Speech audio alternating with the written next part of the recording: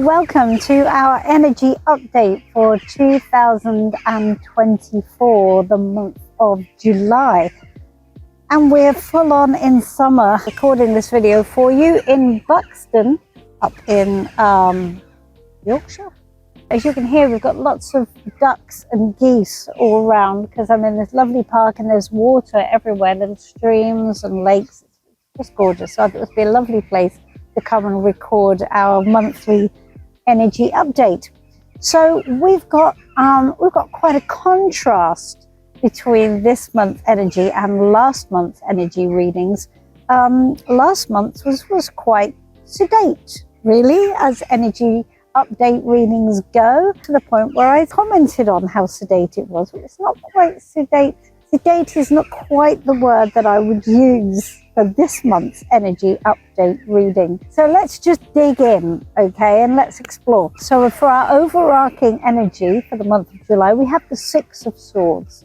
Now, as you can see from the card, the Six of Swords is talking about some kind of process taking place. And it tells us that where we are is not where we either need or want to be. So it's energy in process, but it is a slow process. And the one thing about the Six of Swords calling itself transition is that what we are transitioning to, we don't really know. And the fact is, it is going to be a slow process. And often this process that's in place is not one that we would necessarily choose. It's one that is sort of forged of necessity. It's not a difficult card, but it's an okay card, but it's not one that leaves us skipping across the daisy-coloured lawns, is it?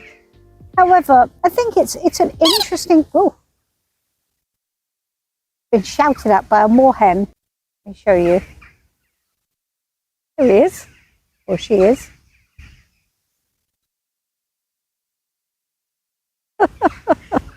Doesn't approve of me being here, I think. Obviously, I'm trespassing on moorhen territory. So that's our Six of Swords. Our Six of Swords is very much a process that is happening throughout the month, and it is something that we're going to need to get through. And ultimately, the card tells us that when we get to the other side of this process, we will feel more positive, we will feel more engaged, we will feel that we have got somewhere where we actually want to be. Well, certainly from my perspective, being in Gus the Bus, I think this does feel quite relevant because we do feel a little bit at the moment like we're in no man's land. We don't really know where this process is taking us, and we're trying to be okay with that. But nevertheless, it is a little bit unsettling. Whatever this is talking about for you, whatever process you're in, where you don't really know where it's going to lead you, you just know that something is taking place. Some kind of change is in action, is in process. You just don't know quite the detail of it yet. And obviously what we all want to do is know, well, you know, how long? Where am I going? Are we there yet? If not, where is there? It's a bit of a strange card because it's almost like we're coming in the middle of the story. Let's ask the next card. So what should we embrace in this process? Oh, we need to embrace the Nine of Swords. Now look, the Nine of Swords looks like a scary card. We know that. It's a nightmare card. And what it's telling us is we need to embrace that we fear, because unless we can come into alignment with what's beyond our fears, we're not going to be able to make it through the process in a way that we're going to enjoy. So the Nine of Swords is always a tricky card to encounter, and it tells us that we have fear and anxiety in play, and we have to do what we're scared of. Now, it's not, the Moon card is where we can't see clearly, but it's not the Moon card. It's more visceral than that. It's almost like go into your nightmare scenario, do it. It's not fun, but nevertheless, it's a very clear call to action, isn't it? Do what you're scared of. Go on. what we all want to hear in July, isn't it, in the summer? But nevertheless, embracing our fears and going into the thing that we are scared of most means that the process will take us actually to the best possible scenario, because the one thing that we can guarantee in this card is that our worst case scenario is a lie. It's not real. And it's that keeps us stuck. It's the lie that keeps us stuck. The lie will just keep us where we are. And perhaps that's what's making this process so slow. The fact that we're scared of that horror story that we're looking down and going, yeah, but what if that happens? The reading is telling us it's not going to happen. And it's when you're putting your attention on when we do the fortune telling that we do in our head, and that voice goes, yeah, but that's the worst case scenario. That's not good then. Don't do that. Nothing happens, or nothing happens quickly enough. As the book says, feel the fear and do it anyway, but do it very intentionally. So anything that makes you anxious, anything that makes you worried, anything that has a picture at the other end of it that looks a bit scary, what you got to walk towards. What will challenge that? The Tower will challenge it. And the Tower is, I mean, look, come on, it's one of the big scary cards of tarot. Now look, at this point, I feel it necessary to reiterate one of the things I bang on about, because I bang on about a lot of things really, but one of the things I bang on about is there are no bad cards, right? There are only comments. There are no bad cards. And here the Tower, we would look at the Tower normally, habitually, and go, no, the Tower, it's a bad card. And that's the point. The Tower is where nothing's worked out the way we think it will, or it brings down a belief system or a way of seeing things which is not true. So for us, the Tower would be disaster. We look at the Tower and we go, disaster. It'll all fall around about our ears. So that's blocking us. It's our fear of disaster. So in that case, the Nine of Swords and the Tower work very well together. So it is our fear of the Tower. It is our fear when things have gone wrong, because probably in the past they may have gone wrong before, which has left you anxious or worried in some way. What this reading is telling you, that is actually holding you back, because that Nine of Swords is purely psychological, it's purely mental. The Tower asks you to decide who you are. After everything has not worked out the way you thought it was going to, which at some point it probably didn't, when everything has crumbled, when everything just falls to ground, what was the truth?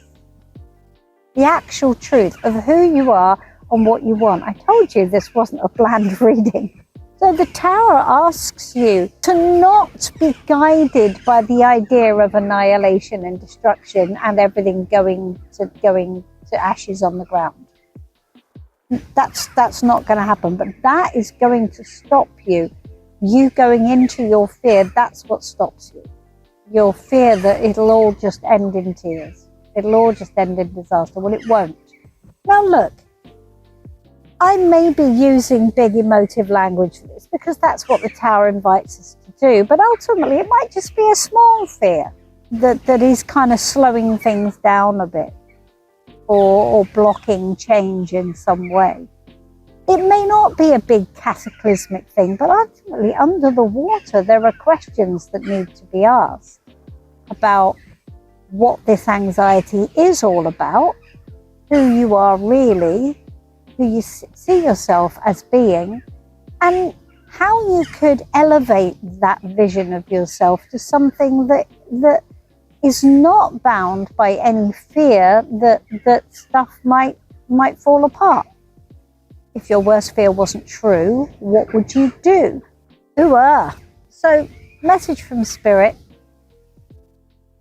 And this one goes out directly to my student and my friend Karen, who's been such a lovely supporter of the channel.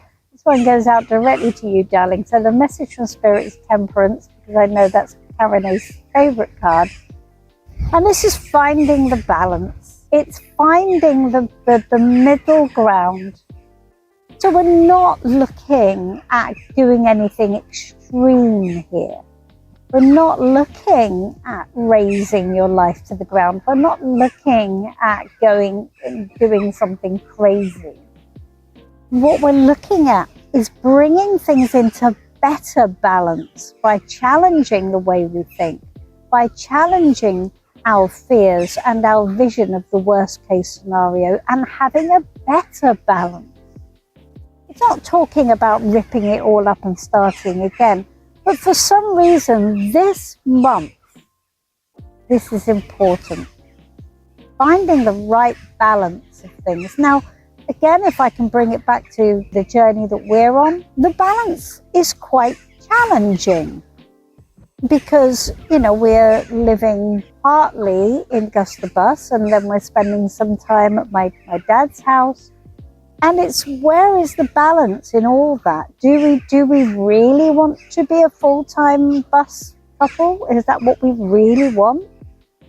Or not? Or is there a balance that we can strike within that? For us, there are some very complicated questions that we don't have the answers to yet.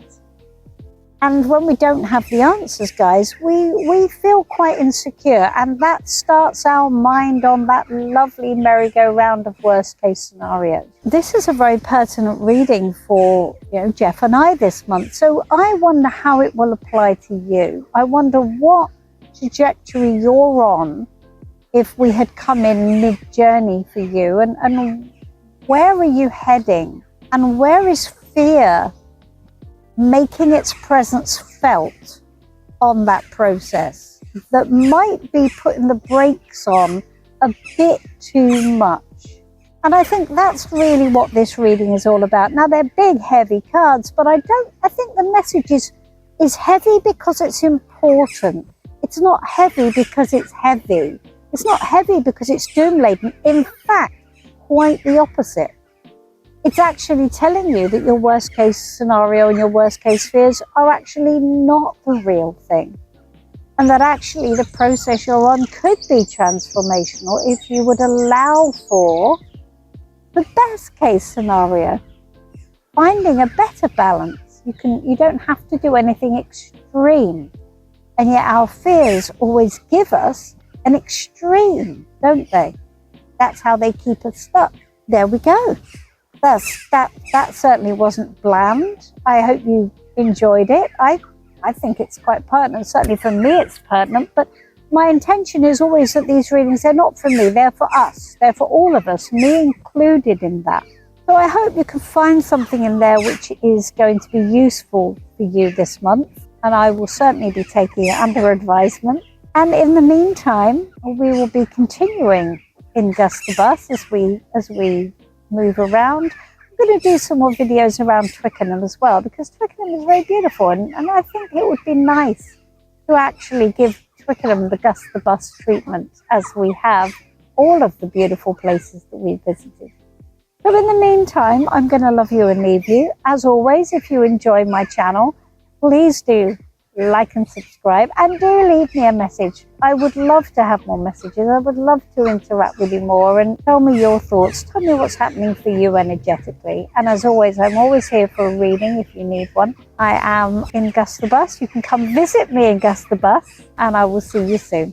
Okay, bye-bye for now.